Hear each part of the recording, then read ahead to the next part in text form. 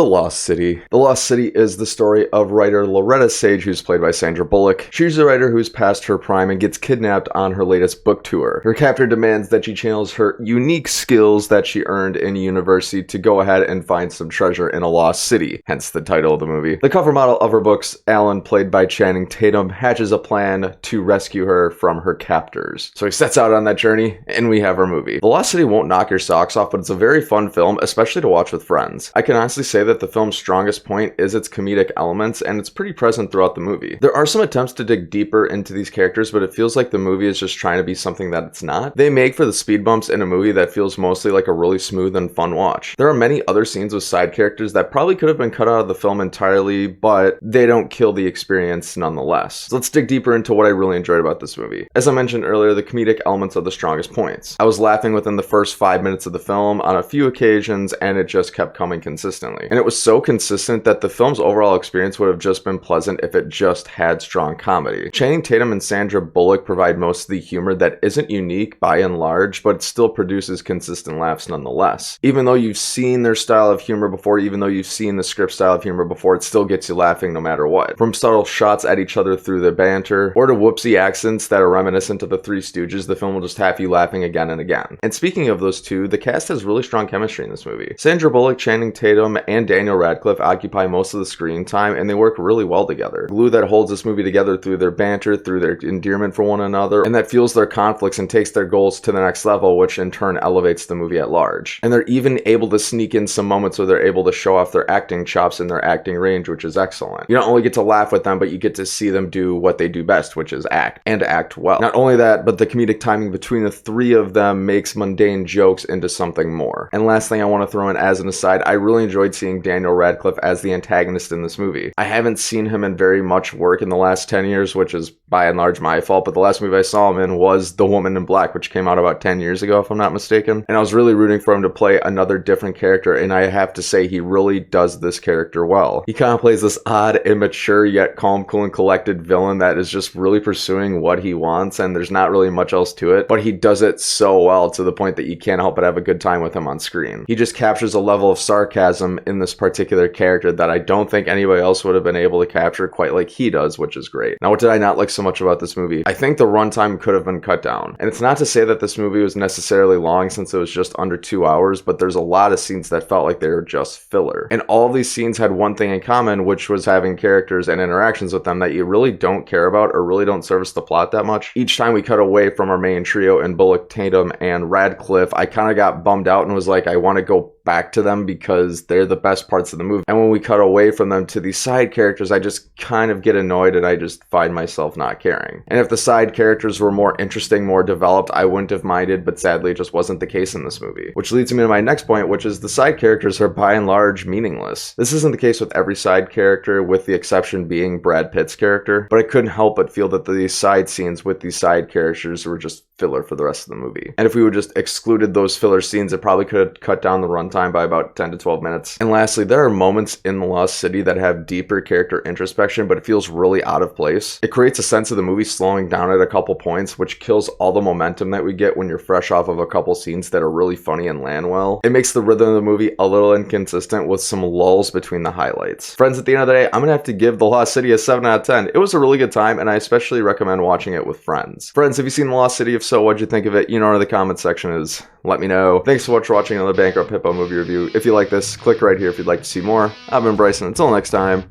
have a great day.